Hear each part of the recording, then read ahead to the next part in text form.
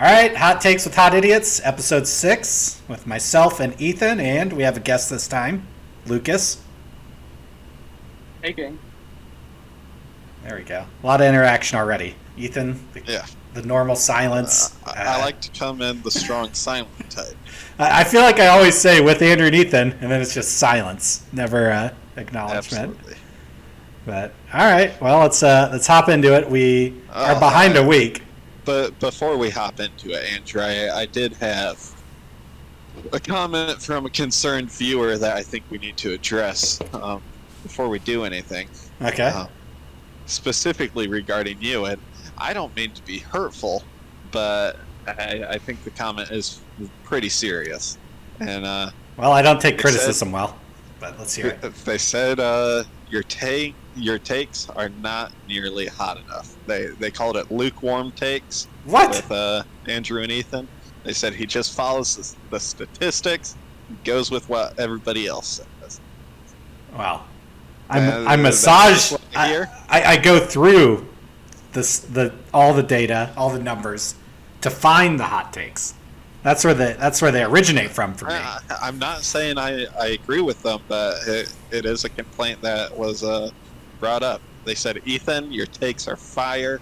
Andrew's takes pretty mild. Oh, that's hurtful, man. I mean, I will say yours are bolder, right? I don't know if that equals hotter. I try to hit with accuracy as well as hotness, though. So over the long term, they take them more seriously. They might not be as hot as yours, but they'll know they're accurate, right? That's the angle I'm playing. I just want, the person who gave that comment's going to be listening to this episode, so there, I brought it up for you. Now I bet you feel like an idiot. I hope you feel bad. I don't. I will say, when Andrew does the quick recap / hot takes, they're pretty expected by myself when listening to podcasts in the past. Though Ethan's are a little bit more hot and spicy, and they get me worried, especially last week when he's had the claim of me going down to Vince. Wow. So was Lucas the anonymous source? Is that what this is? Is this an intervention? This is an intervention. When you told me we have a surprise guest for tonight, I thought to myself, oh, he doesn't know. He doesn't know. Great. Well, all I can do is take that feedback, throw it away, and keep going through the numbers, because that's what I do. And this isn't so much a hot take, but before we go anywhere too far, I just wanted to gloat a little bit. I mean, rewind 2 weeks ago, it wasn't looking all that good for me. I'd lost to Ethan and Lucas, which I do want to point out, both of you are doing great. That makes me feel better that you guys are doing well, because I didn't just lose to 2 bad teams. You know what I mean? Like, Lucas is in first place now, so I don't have to feel too bad about losing to... If he was in dead last right now, I'd feel terrible about losing him to week 1. But I had to face Chris, who has great batting, just to counter to my team, and then Scott, who was dominating in first place, just looks like a better version of my team, and I beat him as well. So I came through, man. I made it through, and I'm feeling way better now. It was feeling pretty bad after week 2. I wouldn't say, I know this isn't a hot take at all, but Andrew is officially the sweatiest player of the entire league. He sweats hard during the week. I would say tinker. I'm a tinkerer. I got to make moves. I got to make trades. I gotta pick up somebody. I have to do something. I'm never satisfied with my team. I'm always tinkering it. And I always have some sort of grand scheme. Like, oh yeah, I'm going to get these type of players and no one's going to see it's coming. And yeah, I don't know. It's frustrating because you're always one step ahead of me. If you remember just the other day, I texted you about a starting pitcher I thought about picking up, and then you had already picked him up that morning without me noticing. 2 hours before, someone likes to get up early and do their tinkering. Yeah, I woke up at 4:30 this week to make sure I got Gonsolin. He plays twice this week, so I was like, And because you took, I think it was Rossman last week. I did. You picked him up at like 6 in the morning, and I slept in a little bit. I woke up at 6:30. It was like, son of a bitch. Lucas got him. My guy last week, and he sure enough, he was straight back. So this week I made sure to wake up at 4. I don't know where this ends, because I tried to pick up Rossman the night before, and I stayed up until 12:05. But you cannot pick him up after midnight. It is 3 a.m. Eastern Standard Time is when the cycle rolls over. I found out. Typically, Yahoo is based over in California or wherever. I think. You're having a lot of sleep-deprived people. Yeah, I'm gonna laugh when Mondays become like 4 of us on at 3 o'clock to try to get pickups. At midnight on Western times, and that's why everything kind of cycles for us 3 a.m., which just so happened the other day when I picked up Rasmussen, it was because I couldn't sleep that night. So maybe I just need more sleepless nights, and I'll win my leagues. It's what it takes, man. Whatever it takes. I mean, like a true MLB manager, I'm starting to have an alcohol problem. Right. Been doing some crack cocaine. I'm chewing a lot more bubble gum. Some big league chew. Yeah. It really gets me in the mindset. Right. But okay, so for last week, I was going to cover just 3 games that kind of stood out to me. We already kind of talked about it, but me beating Scott, I don't think anyone would have picked me to beat Scott last week. And it was almost a lot bigger than, I almost won by a lot more than 5. Home runs we tied, stolen bases we tied, and saves we tied. So he started to come back towards the end. Yeah, and man, what an arms race of innings pitched. 72 for me last week. Rossman would have put me over the top more. I want to bring up last week just being an unusual week with so many postponed games. Do you think that worked in your favor, or? It almost hurt me because I have the Yankees pitcher, but yeah, thankfully he got it got postponed and then they're like, all right, we'll play the next day. Then it got postponed again, but then they did a doubleheader, so I still got Garrett Cole in at the last second. Yeah, there was one day I forgot to set my lineup and I had 16 people out. So it's every day. That was a rough day for me. I will say. On pitching, I feel like I picked up 3 really good streamers, Kelly, Javier, and Perez. And Kelly, it looks like, could be a big breakout season for him. But I actually traded Kelly and Lopez. Kelly and Lopez alone, that's 2 wins and 20 strikeouts for me, and really good ERA and whip numbers. They both played a ton of innings last week. But I actually traded those over to Ethan. We'll get to that trade a little bit later, but I've had some really good luck streaming. Javier and Perez both had 0 ERA and really low whip, so that definitely helped me clutch last week. The other one, I want to look at Ethan's matchup here. Man, Thomas is just not doing it. I don't think he hit the set lineup button last week. I don't think so. Because look at his bench. Alvarez, Mullins, Martinez, and Walsh all have no stats contributed last week, so that means they were never in the lineup. And Alvarez should be in the lineup. I don't know about the other ones, but there probably could have been a time where he would have played them. But yeah, I don't know. It might be time to bring in a co-manager for Thomas's team. I mean, right, as is tradition. After I faced him. Yeah, I mean he's in 9th place, so he's not last yet. But this could be a much better team if someone was really managing it, and it's not getting the love that it needs. So yeah, I don't know. How about if Thomas watches this video and says something to me about it? We won't get him a co-manager, but I guarantee he doesn't listen to this or make it this far into the video, and we have to bring in a co-manager. So we got to do something. This can't continue.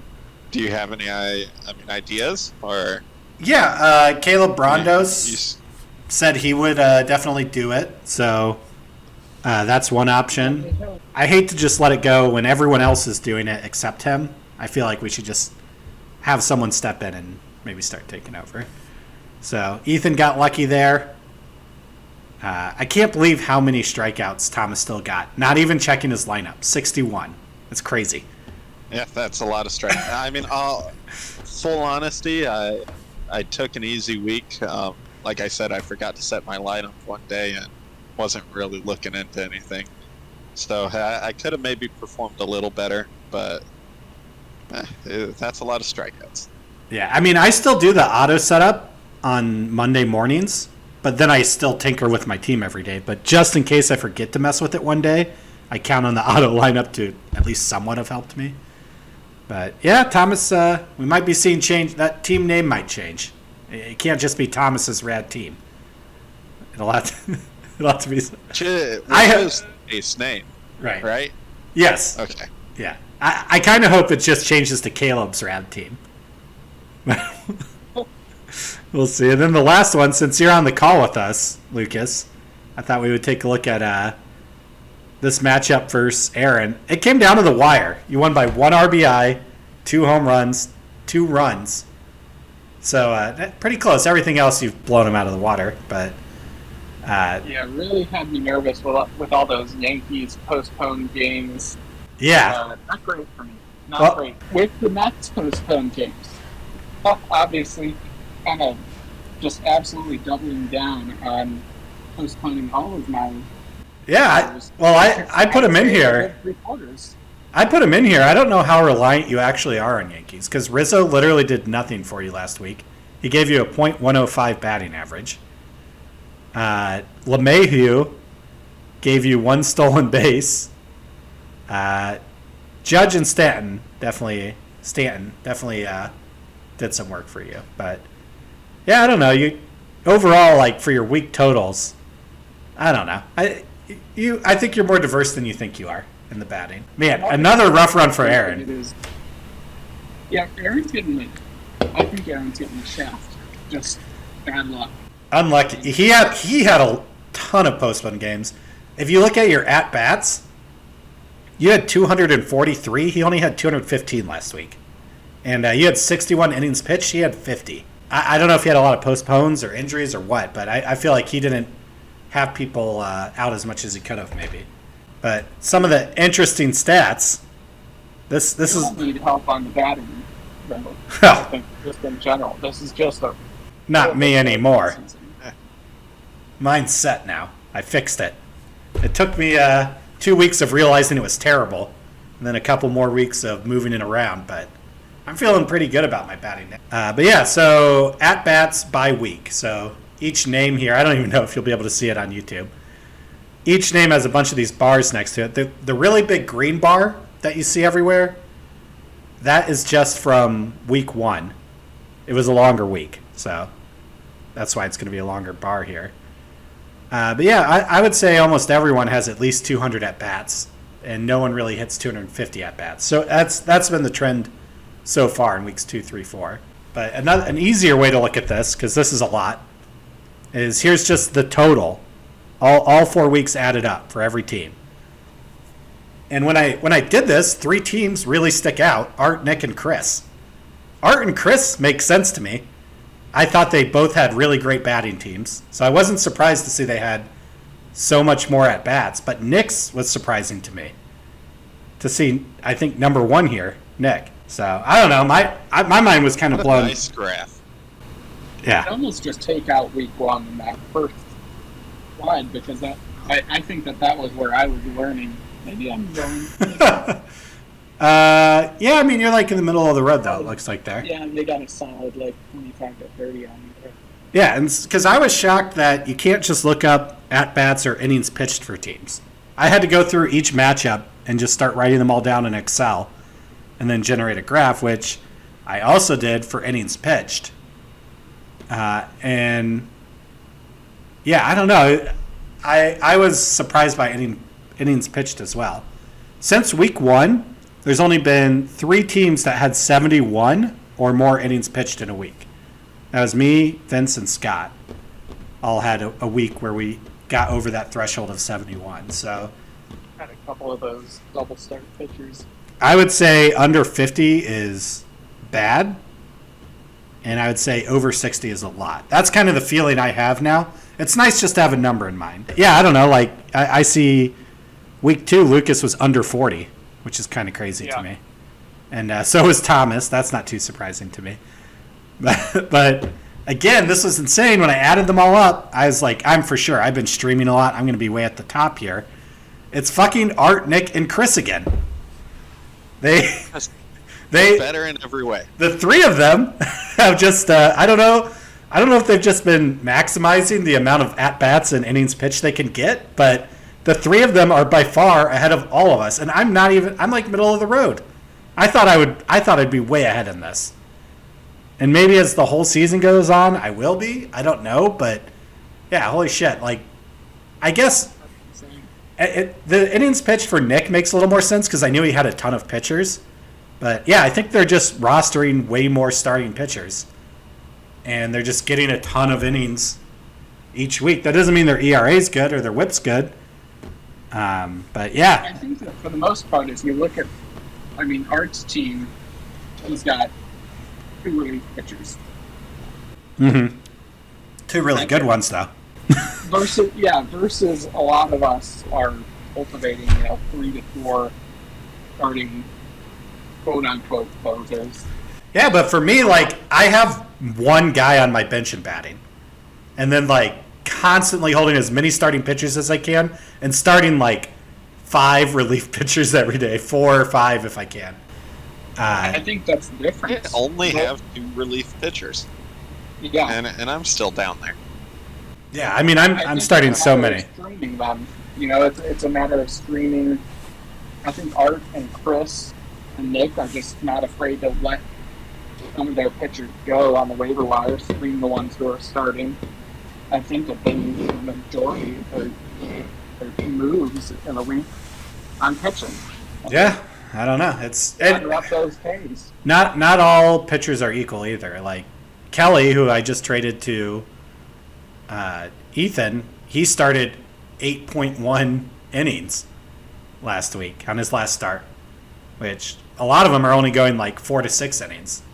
So, yeah, I don't know. This one I was interested to see the same 3 people are just way ahead. It's not very close. They're way ahead at bats and innings pitched.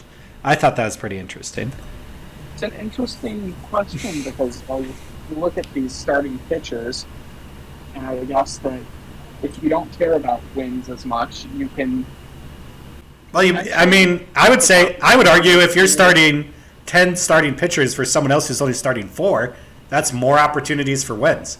And Chris has been dominating in wins. Like, not all of them win, but you should be getting more wins and way more strikeouts if you're just starting that many more pitchers. So I don't know. I use at least 3 of my substitutions every week on streaming a starting pitcher. So I don't know how they're so far ahead of me other than the ones I'm picking aren't playing enough innings. But what does it all mean?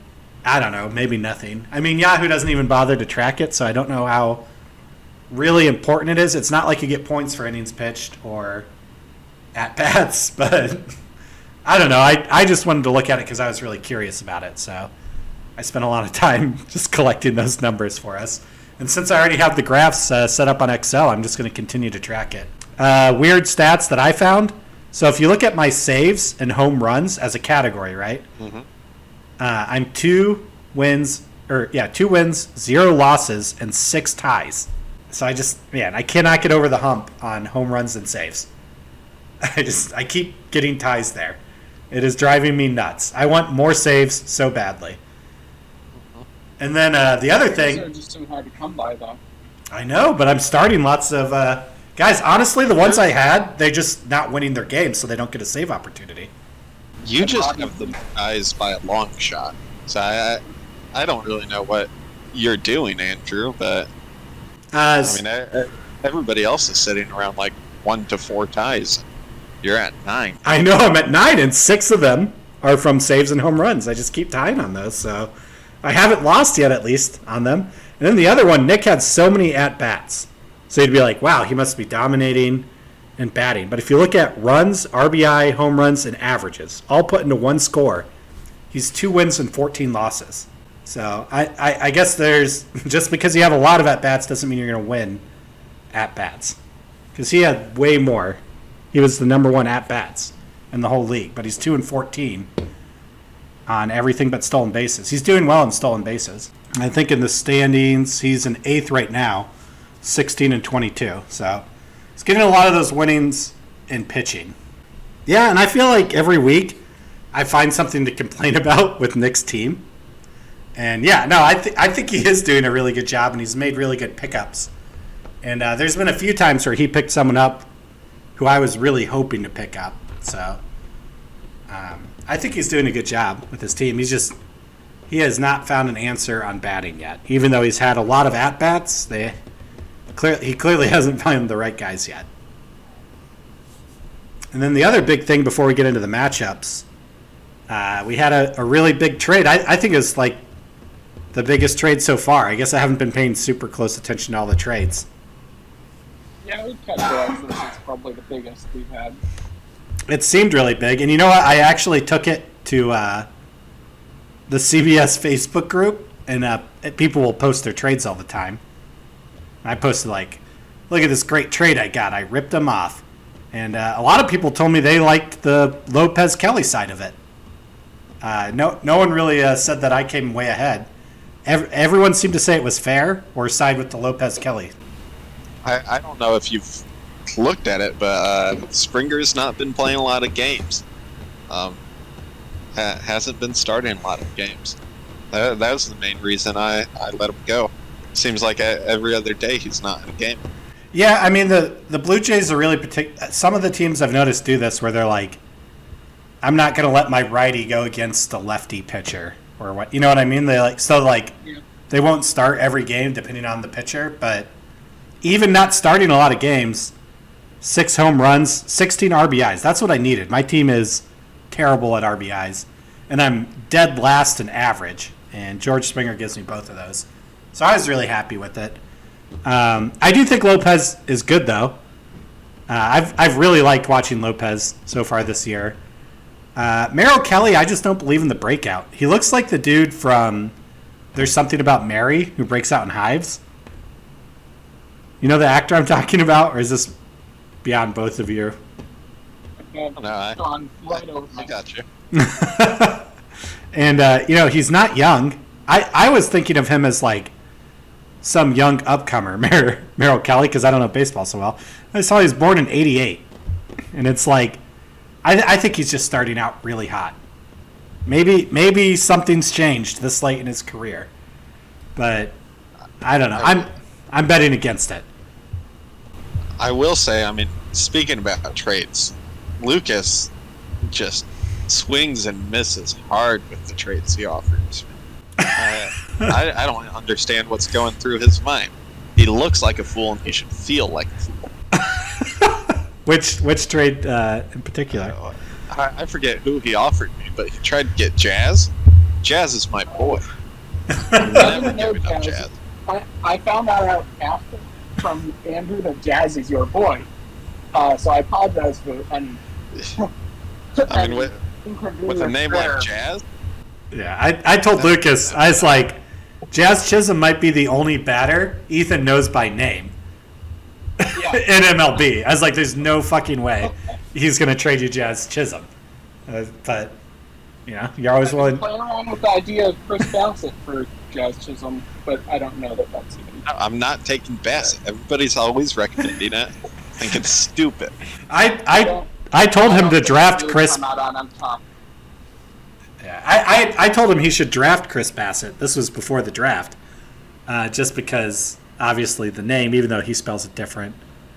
And I agree, ETT is the right way to end it, not ITT. Yeah. But not like a fool. Yeah, I don't know. Chris has been good though so far this year. I really missed having him just because I like watching the Mets games, and it's nice when it's your pitcher out there. Yeah, this was definitely a big trade. I think the other big trade we've had was when I traded away Bogarts for Bo. Shot.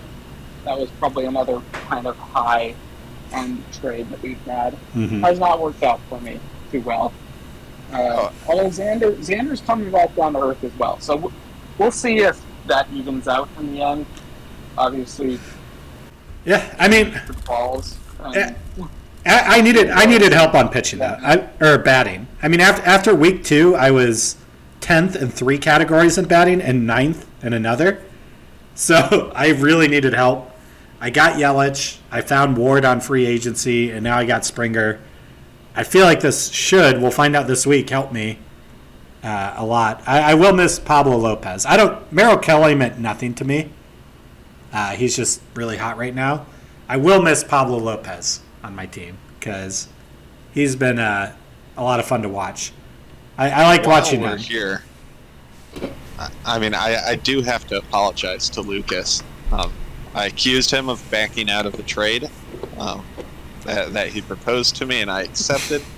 I come to realize, I think it was people vetoing the trade. I didn't know that was a thing.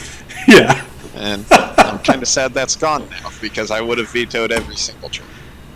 Yeah, I'm not even sure which trade that was. As a rule of thumb, I veto every trade, even my own.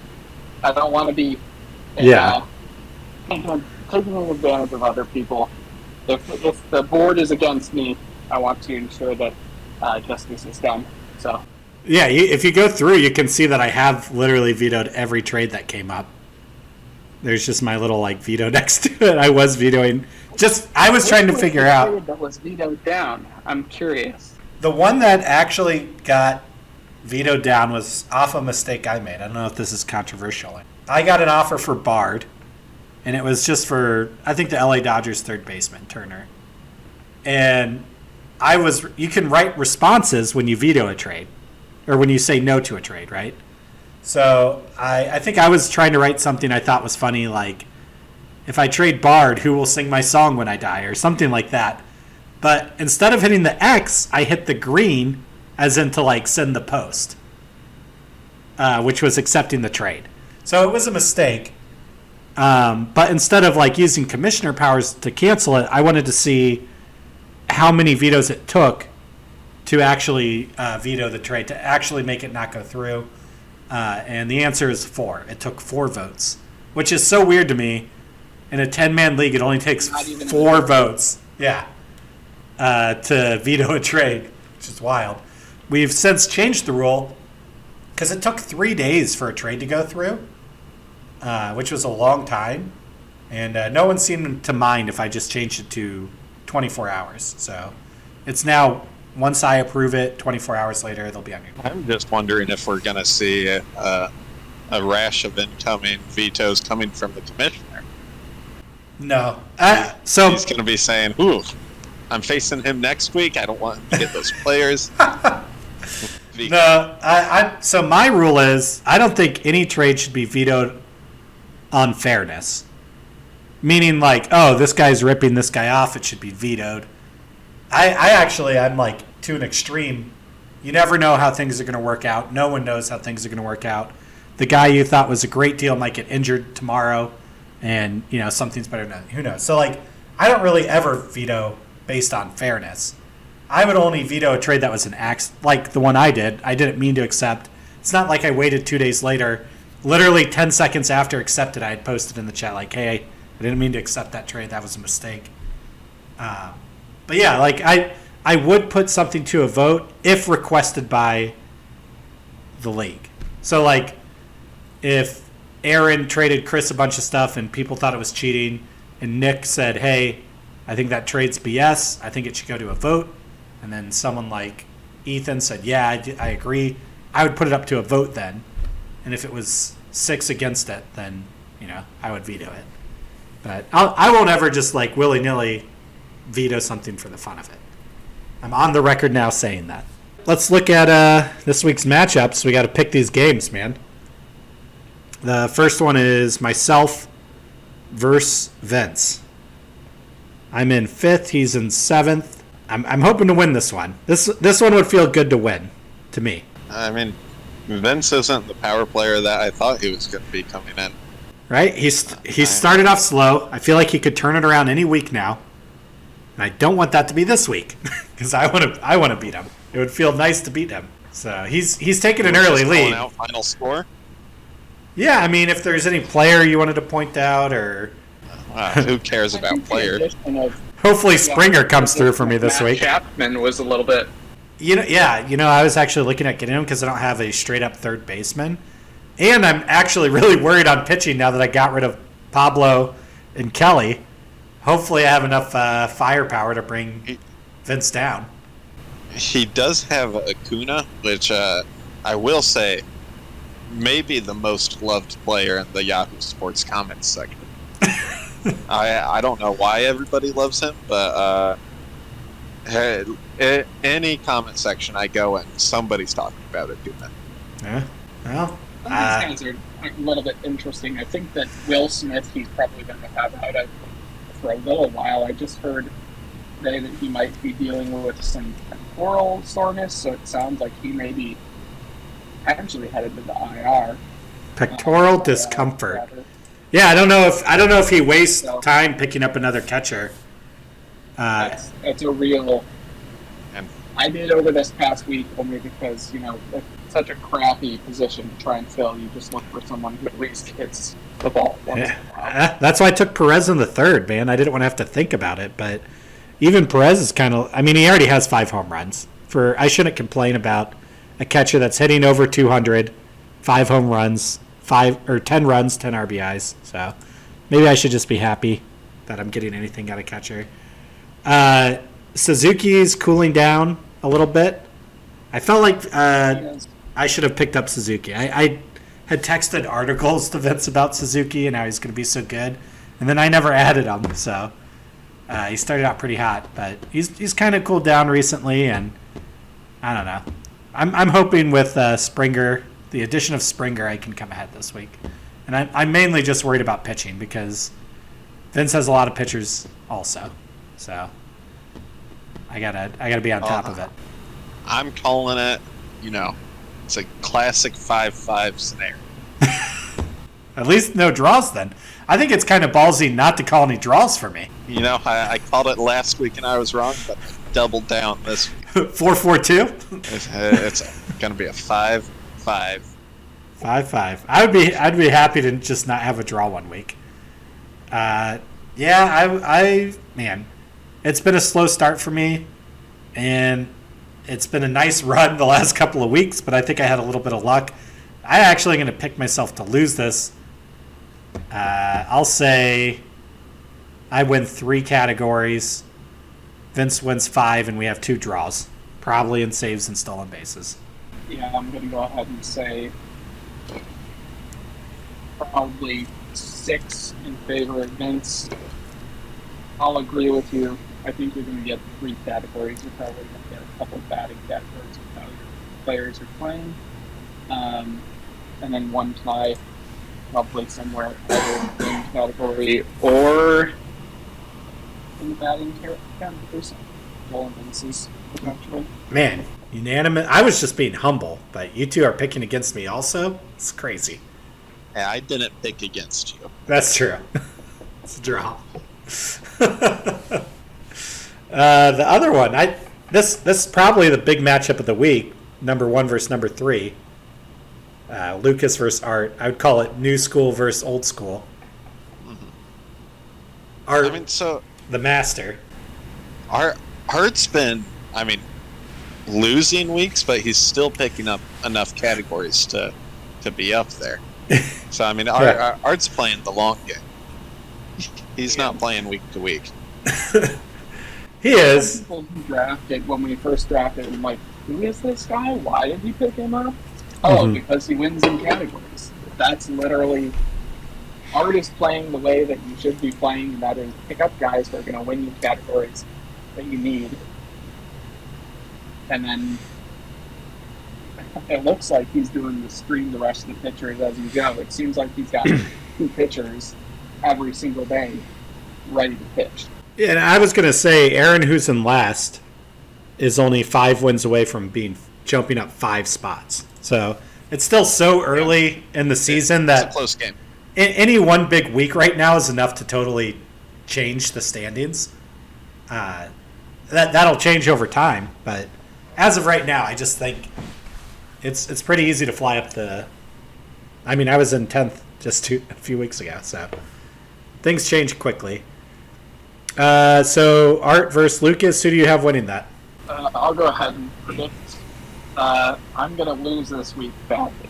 I expect that this is going to be my worst week by far. I'm giving Art 7, a tie of 1, and 2 to me.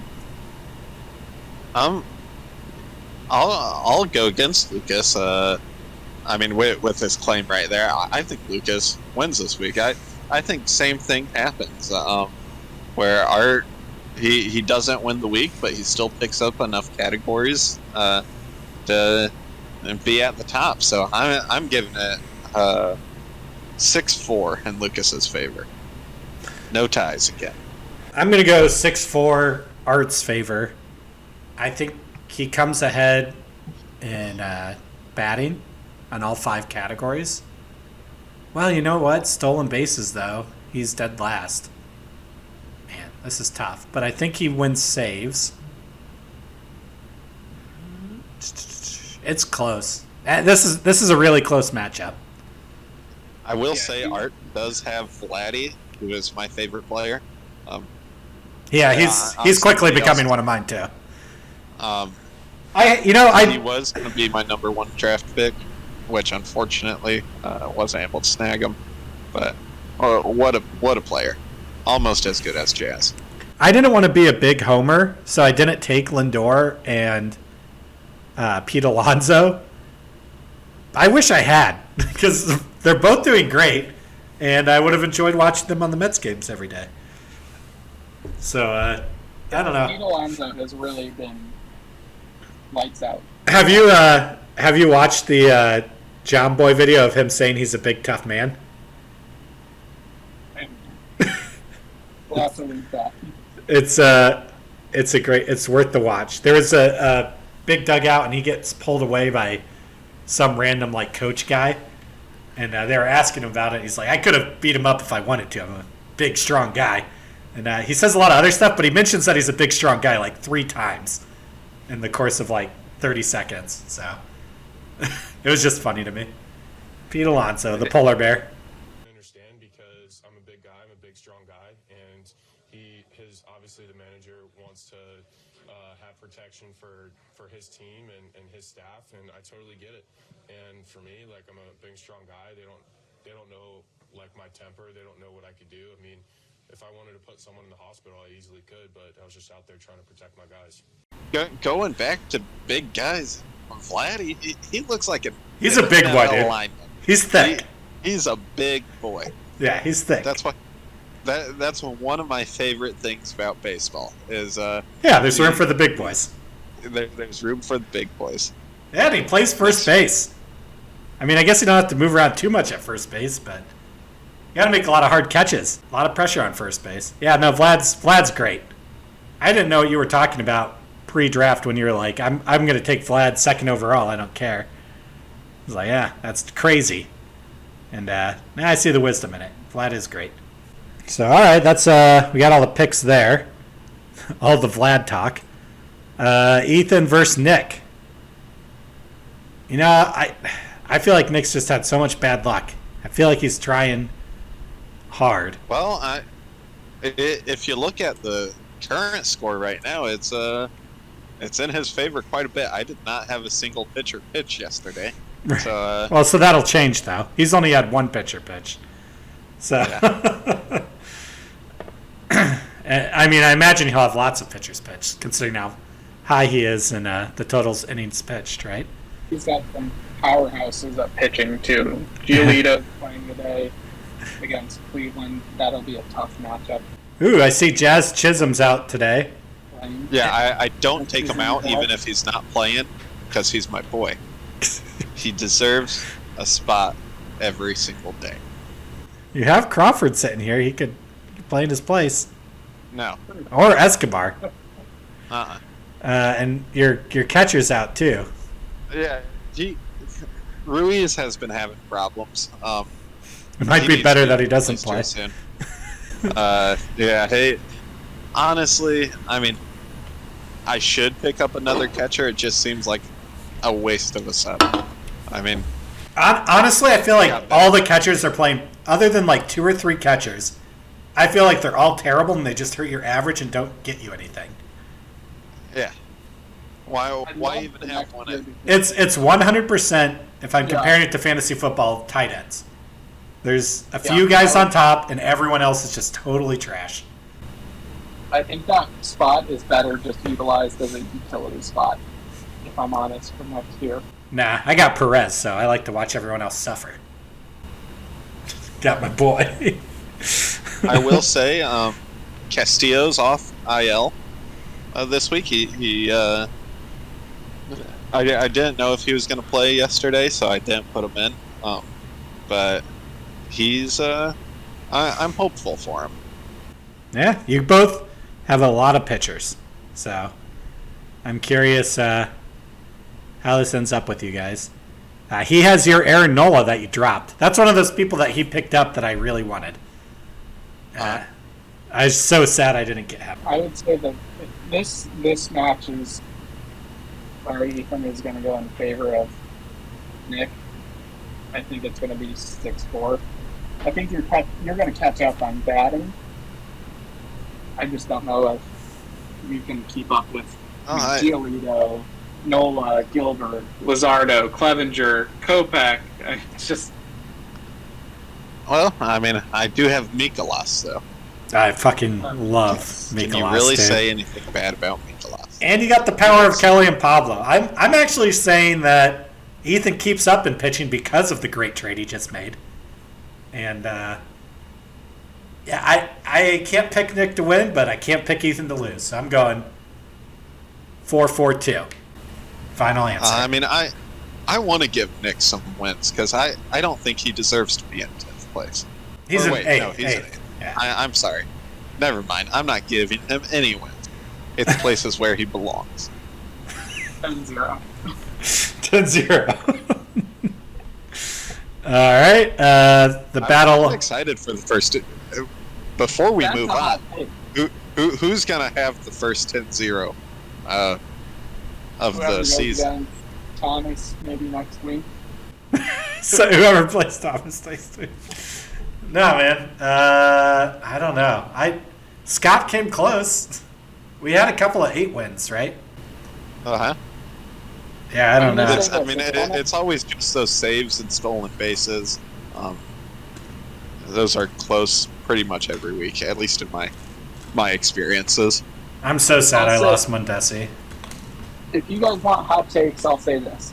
It's either Thomas, whoever plays Thomas, we all have an opportunity until the co-manager is brought on, or I think there's a real possibility Andrew does get himself into the hole by adding all these new players immediately at the week, has no more changes that he can make. It's entirely possible that Andrew tinkers his way into a 0-10. Wow. Why can't I tinker my way into a 10-0? I feel like we brought in a guest and it's just you guys piling it on me. I do love that hot take. I'm siding with Lucas on that. Well, I mean, you know it's true, Andrew. You've had days where you have 13 people out. I mean, you just not waste, but I mean, use all your subs day one, and if you have some postponed games, you have some people out. Who knows? COVID may go through a team, and all right. Well, so I want to speak to losing all my subs right away because I'm normally immediately picking up 2 pitchers as soon as I can, 6 in the morning, like I said. And normally, every week, it just so happens there's a few starting pitchers that get a double start, right? So, like, Exactly right. so every week I'm always going to do that because I'm always streaming them. I'm always looking. I don't even care if they're good because they're going to get me strikeouts and hopefully wins. So, like, that's all. That's going to be every week, no matter what. That's just part of the plan, not accident.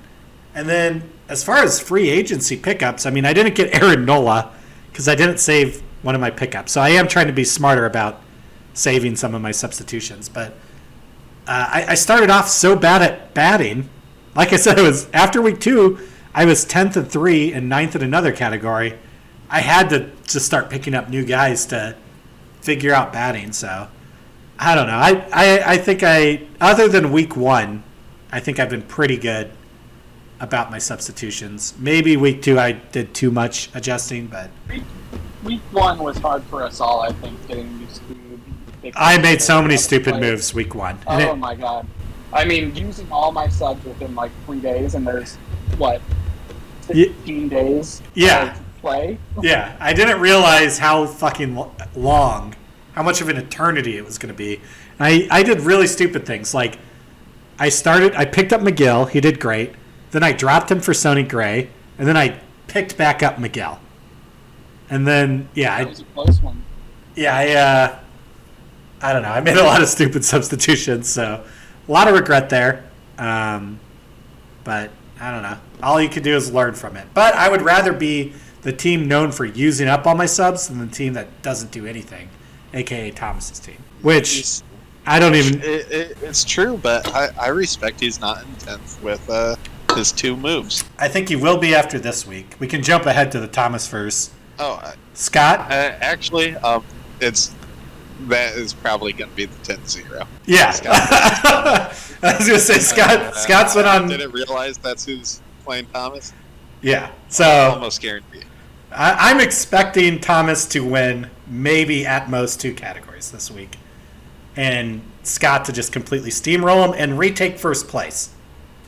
Not because Lucas necessarily has to lose, but just because I think Scott wins by that much more. So Waiting for my weekend matchup. it's also kind of BS that he is in second because he has the most wins, 23. And Lucas has 22. It's those ties.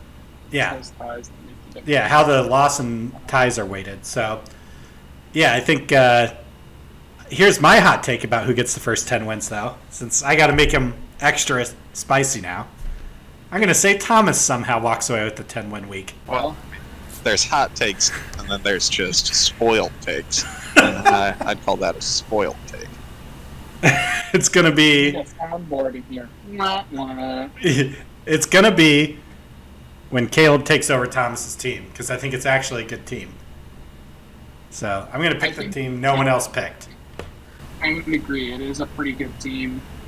It's tough because you want to coach a couple of people before that happens. But, I know. I feel like I could, too. I bet that's why it needs a co-manager. I don't like the temptation there.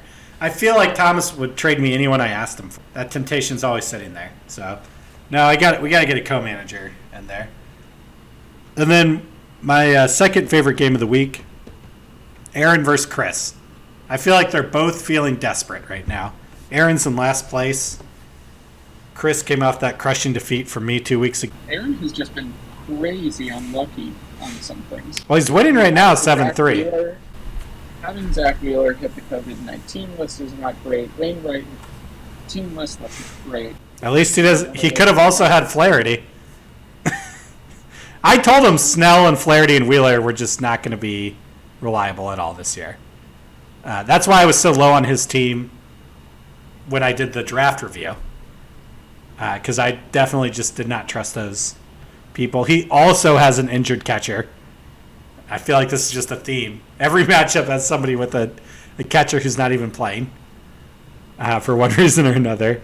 But yeah, look at Chris's players. He's just so banged up. He's got India and I don't even know how to say that name. Jimenez. Yeah. Yeah. And Correa all on IL. So he has 0 bench hitters. He has no second baseman. One of his outfielders isn't playing. His team is just all stacked up in pitching right now for some reason. And his batting sucks. Well, his batting's fine, but they're not starting. He doesn't have enough starting. I don't know. Like, I think this is Aaron's time to strike. I think I've maybe jinxed Aaron by calling for him to get a win the last 3 weeks. But this is the week. 2 friends face off. Aaron comes out on top. I'm going to call it exactly what it is right now, 7-3. I think Chris wins in strikeouts and wins. And he might win batting average would be my guess. So I don't want to jinx him, so I'm going 6-3 instead of 7-3 in favor of Aaron. I think I don't want to give him too much hope. I think this will be an 8-2 victory for Aaron. wow. The unanimous back into those middle rankings. support of Aaron. Just everyone picking. It makes me want to pick Chris now since both of you picked Aaron. But I mean, Rogers and Cool should have a save or two each, hopefully, this week for him. yeah, It really just depends on. And we're not even going to go over the last matchup. yeah. I feel like we kind of already covered it. But Thomas for Scott, potentially the first 10-0 victory. Potentially 10-0. Yeah. how? I think the harder because we all agree Scott's going to steamroll that matchup. Yes. So I mean, I don't know who all watches the whole podcast. This one's going incredibly long. But Scott, if you're watching at this point, you better pull it out. We're counting on you. right. So I was going to say let's just pick if it's 10-0 or not. Yeah, it's got to be 10-0. Yeah, it's got to be 10-0. I'm going to say Thomas. Thomas is a lucky guy, and I think Thomas just pulls out some category. I don't know which one. I don't know how he'll do it. Probably stolen bases, and Thomas pulls one out. The 10-0 doesn't happen this week. That's what I'm calling. But all right, yeah, like you said, this one's probably pretty long already. So oh shit, yeah, we're almost at an hour. So yeah, let's. Are we calling brisket? Is that going to be the hot take? So Are we finally going to get it? No, the reason we haven't had brisket yet is Vince teaches or coaches a little league baseball team that his kids are in. So it was like that one weekend, or it would never happen. Like that was like our one shot. So I don't know how Does he long not that. have an assistant coach? He does, but yeah, he's like Take the day off. Right. Tell those kids you have more important places to be. right. Plus, are you coaching all weekend days, like every Saturday and Sunday? Surely it's only one day. I'll do a weeknight. I don't care. Yeah, I agree. I just need some hot, juicy brisket. I agree. I will reopen the brisket discussion with Vince and try to get that figured out. And as far as the hot tub, that's on Thomas. But yeah. All right. Well, we'll leave it here before we go over an hour.